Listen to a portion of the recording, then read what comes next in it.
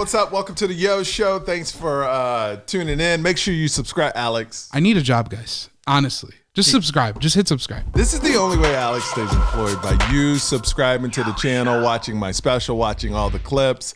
I think we're doing good. We got a good start, you know? Started with 3,000 people. Now we're up to 147,000, almost 150,000. So not bad. Not bad.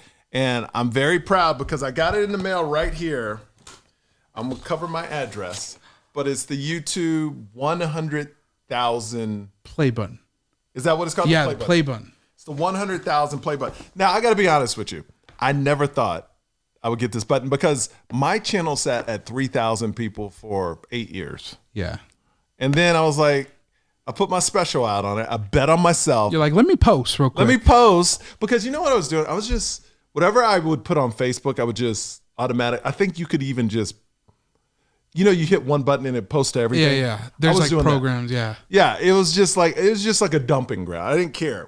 And then I put my special out and things started to turn around. So I was like, oh, okay, this could be something. This could be something. Now, maybe I should have opened this before. Oh, by the way, Alex has lost 25 pounds. 25 pounds, guys. I could actually start to tell. So, you know, if you want to know a cool fact, these used to be bigger back in the day. What do you mean bigger? These awards used to be bigger.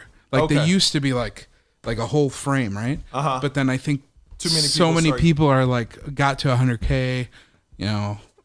But you work with people that have the million button, right? Yeah, it's the same size. It's the same size? Yeah. So they used to be the same size, but oh my gosh, Michael. I know. Hold on, Michael. You need help with this. Hold on. Look, man, this is the worst unbox. See, I would be. Let me see it. Okay, look at that, guys. Look at that. What a credit card. All right, here we go. Here we go. All right. Oh my gosh. Here it is. This is pretty big, though. That's huge. Yeah. I'm surprised. I thought it was a lot smaller than this. No, those are the sizes. This is the size of the button? They were bigger than this? Yeah, they were huge. They used to come in these. Look at that, guys. Whoa, look at that. Look at this. It says Michael Yo Comedy. We'll put it to the what? Michael Yo Comedy. That's what my channel is actually called, Michael Yo Comedy. But you should change it.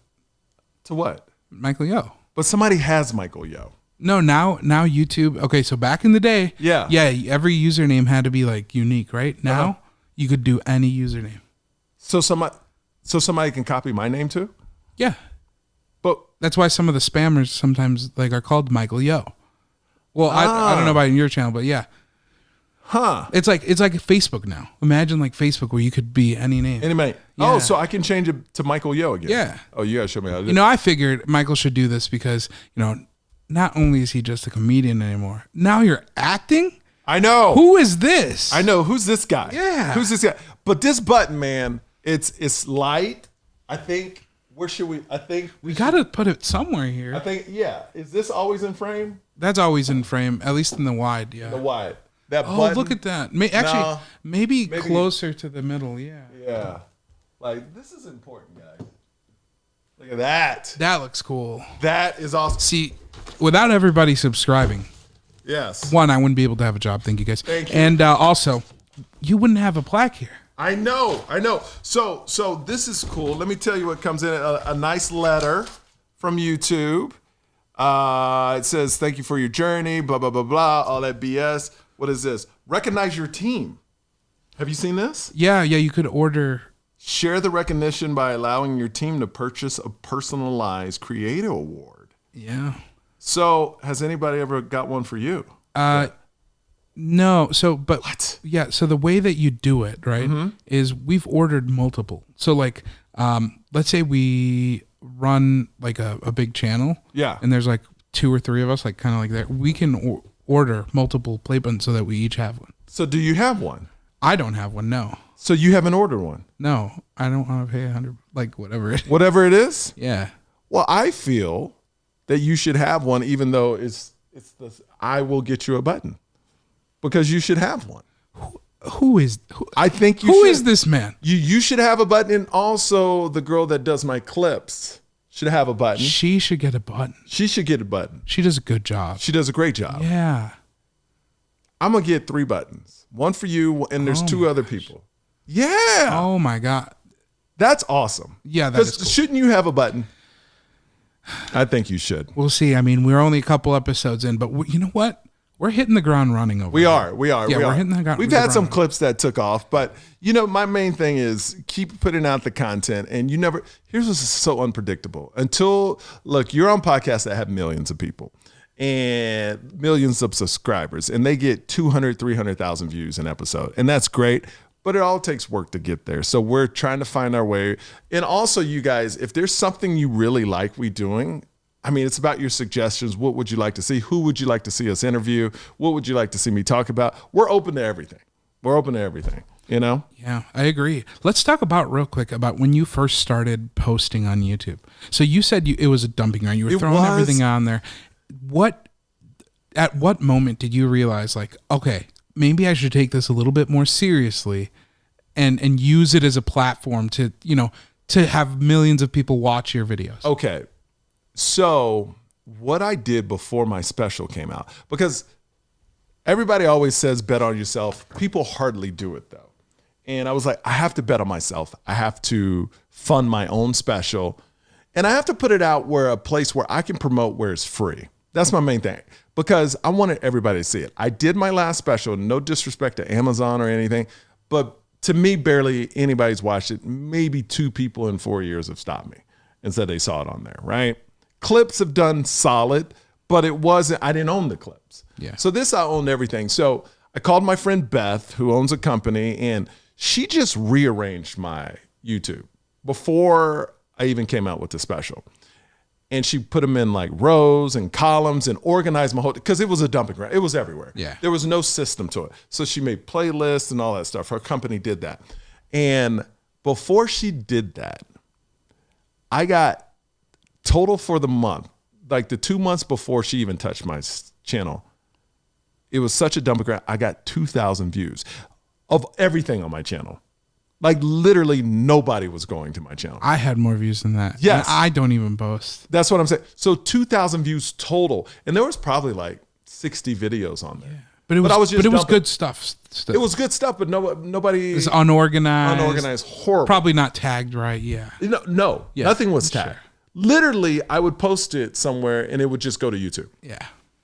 So then she organized it, and I look at the numbers the month before my special came out, and it still wasn't bonkers or anything, but I did 30,000 views just by her putting it in organization. Still no promotion, no nothing. Yeah. It went up to 30 to 40,000 views. So I'm up 37,000 views by just organizing it. And it's still a dumping ground, right? Yeah. But it's just an organized dumping ground. So I'm like, okay, at least we have it organized. So when my special comes out, if they see my special, they'll see the other good stuff I have on it. First month my special comes out, we shoot up to like 15 to 20 million total views for the channel for that month. So March 17th to April 17th, we went up 15 million views. So I'm assuming that's when you decided to start doing shorts. That's when I started to do shorts. That's when I was like, oh, now I understand why people are on YouTube. People were stopping me constantly. And look, compared to some stations, this is still very small. But people are stopping me nonstop saying, I saw your special, I saw your clip. Like 10 people stopped me this weekend that didn't even know I was in a certain city going, oh man, I saw your clip. Airport stopping me. And I'm going, oh, this is something. Let me now start doing shorts. Let me hire Beth's company, my friend's company, to actually cut up more clips of my stand-up special, to cut the whole special up and put it out. And for me to take old material that I've done and reshoot it and put it out again. Because what I'm learning is that I didn't know before is YouTube is a monster. And I have clips now with 15 million views from my comedy special. And I think you're early to the game, because now I see huge comedians doing it with their specials that were on Netflix, that were on whatever, and they're posting it with like a new title and a new thumbnail. I'll click it thinking like, oh, I've never seen this before, but I'm like, no, I saw that special years ago. And because you know what it takes is these comedians that shot special 10 years, 15 years ago, it takes them 10 years or 8 years before you can own it back. Really? Oh. So I shot my first special in 2017. So I still have 3 more years till I can own it. Now, you can still post the clips, but you get no money from it. Yeah. Right? So I have clips from my old special that maybe have a couple million views on it, but I've never promoted it because I don't get paid from it. Yeah. You know what I mean? Now it's my job to go into a club. You can't do the exact joke, but you can hint around to it and you put it back out, and then now you get paid from it. So it's a totally different game. And this is my message to anybody watching this, is how I went from 3,000 to over 140,000 people in 3 to 4 months is you just got to bet on yourself. You have to have a system. It has to be organized. And whether you put out clips every day, I'm not good at editing and stuff, but you have to have something in place. So when you drop that big thing, it's all organized. So because what happened was people go, oh, he does have a lot of great content. Yeah. I just had no driver. And it's kind of like we had Blake Lewis on not too long ago. He always was talented, but until American Idol, nobody knew that. Yep. I always had great stuff, but until my special, nobody saw that. So now it's my job. I was telling my mom this morning, it's my job now. I'm putting out 5 clips a week. It's my job to double that and then triple that and then keep putting out content, because the more content, the more eyes are on it. You may not get the amount of views you want every time, but it's new eyes that are on it, which brings them to your station. It's all about awareness now. Now, until my next special comes out, it's all about awareness of the podcast. It's all about awareness of that this dude can do comedy. It's all about this guy. Oh, he's on a TV show. It all falls under the brand. It's all the brand. It's all the brand. This is a really cool trick. Now, I can't say who did this, but very strategically, I know this YouTuber who filmed this video. He knew from the beginning that this was going to be a viral video, and he had never posted a video ever. Or maybe like 1 or 2, over a couple of years. What he did is he held on to that video for 6 months, and he posted regular content so that when that video blew up, he had a backlog so that the followers who found him from this viral video could go back and watch it. And that's what they say about podcasting too. You actually should, when you come out with your first podcast, you should have like 10 in the bank so people can go back and watch it. Like you promote number 11. Yeah. But you have like 10, if they like it, they can go back and listen. If we ever had like a huge name, like let's say Kanye West, yes, but it was like our second one, I'd be like, let's hold it. Let's hold it. Yeah. Like since the podcast is going well, look, I have, popular people on YouTube and different outlets. I do as well. But I've been waiting to bring them on till we have this ball rolling. I agree. Because look, I'm going to get on the Joe Coys, the Jim Jeffries, the big comedians, the big actors that I know. But I was like, let's get this going the right direction first. Because when you bring that, you also want to nail everything down and make sure it looks right. Make sure you got the team in place because you're so popular. Look, this guy has blown it, and I'm so proud of him. He's gone from, working for one guy. Now you have multiple clients. Yeah. And you bet on yourself too, though. I 100% did. 100%. Yeah. From your weight, losing 25 pounds to now. Now I'm getting brand deal offers for myself for the weight loss. See? I'll tell you about it after, but yeah, crazy. Yeah, because everybody, I tell people it's about the energy you put out. And I was talking to a friend the other day, and what's sad is what I believe is you believe what you tell yourself. If you say you're going to make it, if you're going to push through, it's from working out, it's from losing weight, it's from everything. But it's the same as if all you surround yourself is a certain message, you'll feel that way as well. And right now I feel like news, I feel like podcast, everything's so negative because I worked in the news. If it bleeds, it leads. That's a rule. That means basically if it's a murder, if it's a crime, if it's an accident, it leads. That's what leads all newscasts. If it bleeds, it leads. That's a rule. Everybody knows it. It's 100% accurate. It's 100% true. And when you have podcasts that concentrate, all these murder podcasts, all these people, conspiracy theories, all this negativity, eventually everybody believes the world's going to end, and then that's how they start thinking. So you can't take one. Some people say, man, you got to push, you got to fight, you got to fill yourself up with positive energy. You see all these videos on YouTube. If you think you can't do it, you won't be able to do it. Well, it's the same for the outside noise too. And I feel this world has gotten so negative right now. And I think what I like to do and why my podcasts never go that way, or even my comedy, is I'm trying to give a little bit of positivity into the world.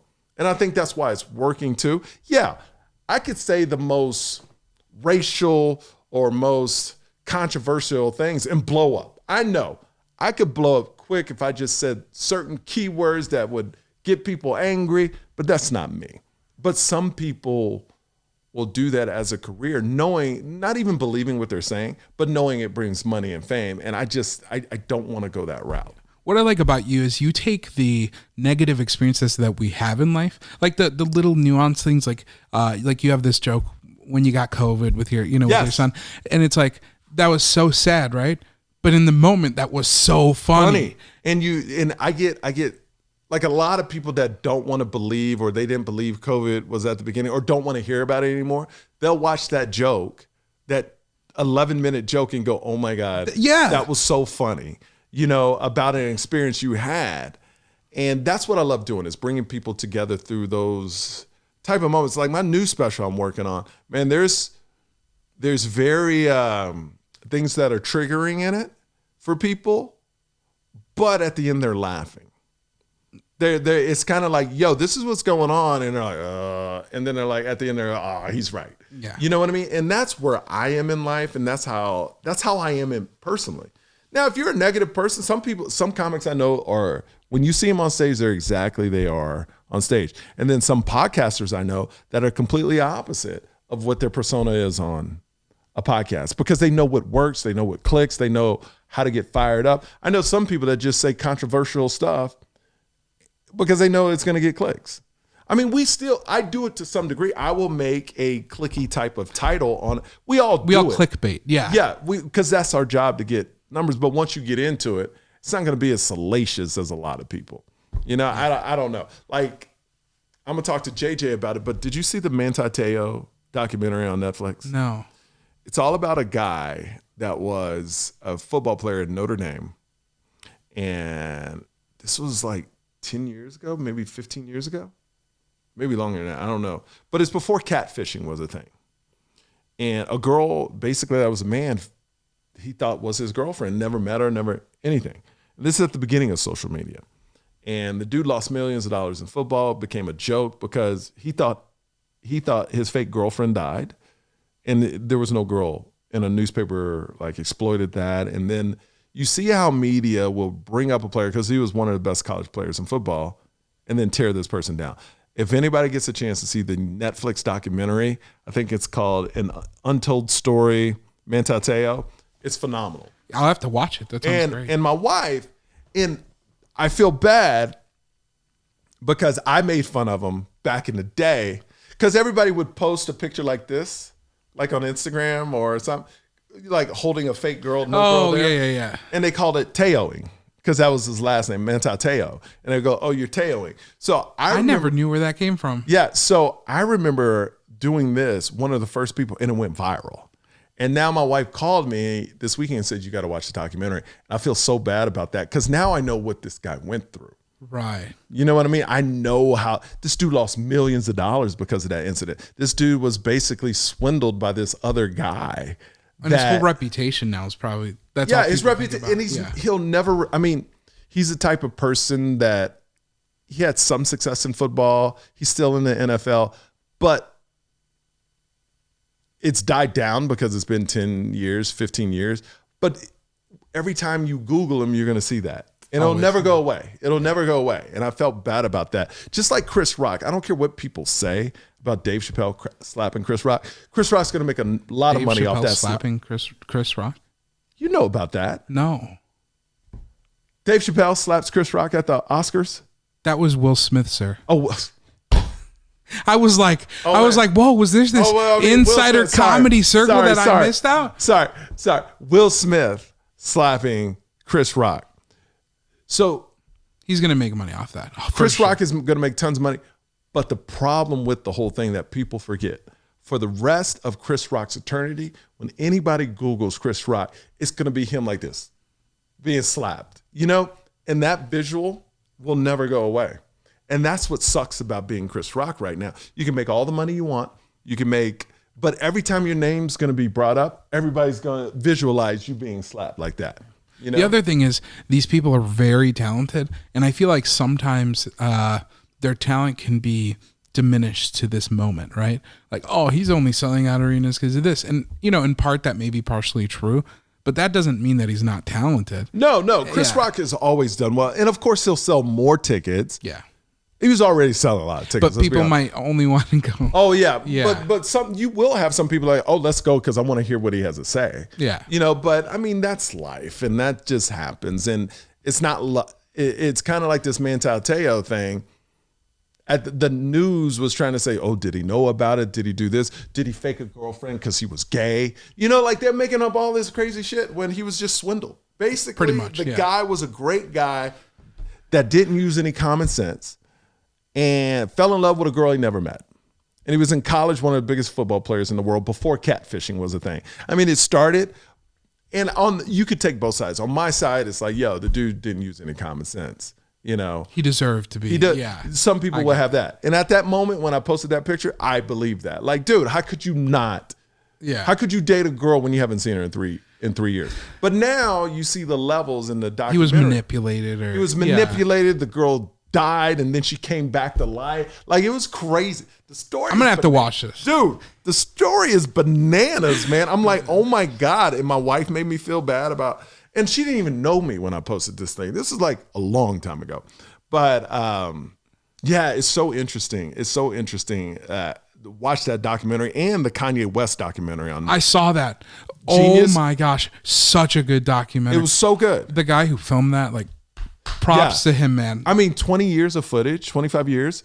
It's amazing to see this guy. But you know what I liked about it? I liked his confidence back then. Even when Jay-Z and all these other rappers like, nah, you just make beats. He was like, no, I'm gonna make it as a rapper. I respect that, but then you see the first 2 episodes are great, and then the third one you see the spiral. You know? Yeah. You want to know something cool? Yeah. About 8 or 9 years ago, I was in college, and I'm a college dropout. I'm gonna throw that out there. Yeah. But the one class that I loved was filmmaking. And I showed up every day to that class. That's the only class I passed with like literally an A+. And I filmed about 4 local rappers. And because I was inspired by stuff like Hoop Dreams or all these classics, right? I love documentaries. And I was like, where do you see yourself in 10 years? And, you know, they all have these huge aspirations. And I was hoping one of them would blow up so that I could do that style. And I have all the footage, and I'm, 8 years. I haven't followed up with them. I actually don't know what the heck's going on, but I may follow back up on that. You never know. You never know, man. But it was so amazing it's interesting how this guy basically dropped his whole life for Kanye West. Yeah. You know what I mean? He just had this feeling, and not get paid either. And not get paid. Yeah. But now he got paid lots of money. It paid off. Yeah. But this dude basically would leave his family, leave everything for months just so he could be around Kanye West. Yeah. He just had a feeling. And it's like this, I don't know, it's like sometimes you just feel like you just have this belief. You know, it's kind of like my special still hasn't got to the level I wanted to get, but it's already changed my life because it's shown me that I can own things and be successful and not waiting on other people to make me successful. And that's what YouTube has shown me. That's what Facebook has shown me. Now I'm making money to pay for everything, you know? And to have that financial freedom where you're like, the numbers go up and down, but you know, I'm gonna make this amount, and that'll pay for Beth, that'll pay for you, so this is making money for itself. And that was the risk that you took too, because when you did that special, you probably invested time and money into it too, and you could have easily posted it, gotten 200 views. Yeah, it could have happened. You didn't know. No, you didn't know. You didn't know. And when you really look back on it, how dumb of decision move that it was. That I would put a whole special. I spent $15,000 for free. With only 3,000 followers. Think about how dumb that is. If just 10% of the audience watched, it's 300 views. Like that you make enough money to get a McDonald's meal or something. Like literally, it could have went awfully wrong. 100%. Where I'm sitting here with 1,000 views on a special. Well, I'm not sitting here at all. Let's be honest. I wouldn't have a studio. I wouldn't have met you. Because my channel would have been nothing. It would have, instead of 3,000 people, would have had 3,300 people. Maybe because you were sitting there waiting for somebody to pick up your special, or waiting for somebody else to make the move for you. Can I tell you the best feeling of this whole thing? And this podcast is all about betting on yourself, but was not waiting for Netflix, Comedy Central, other people to say, nah, we don't want it. You know, like, I wasn't waiting for their no or yes. Yeah. You didn't even try to go to them first at all. Didn't even try to go. I was like, I'm doing this my own. I'm doing it. Whatever happens, happens. Because in my mind, I'm like, if I can get 10,000 plays a month, you know, because I knew I could get a little press from it. If I can just get 10,000 plays a month, that's 120,000. To me, that has done a lot more than my last special did. And it's about growth. It's not about fame overnight. Yeah. It's about growth. Because I know my next one, if I'm sitting at 400,000 views right now, 5 months in, I know my next one, I may be sitting at 600 to 700, 5 months in. Because now I've built the comedy. I'm building. I continue to build. So that's what it's about. It's about growth now. And anything that I did more than my Amazon one, if I had to guess, that probably has about 40, 50,000 views. Yeah. I'm just guessing, you know, by the response that I got. But this one, it's like, you could tell already 5 times more. And in 4 years, my special it'll be in the millions in 4 years. You know, it'll be a couple million, and my next one already been out. So it's all about now building, and what that's done, just that one special has kicked off my podcast, where I have clips on TikTok from the podcast make 2 million views. Or I'll have one breakout on YouTube or Facebook, a couple million views. You just never know. And then I'll have some with 100. Like, I haven't reached that level of, I know every time I come out, it's going to get 100,000 views or 20,000 views. We haven't hit that yet. And that takes years sometimes. Yeah. But I know the content is good. And I see the channel getting millions. I've gone from 3,000 views to now consistently, on average, my channel is going to do 5 to 10 million views a month. For sure. Yeah.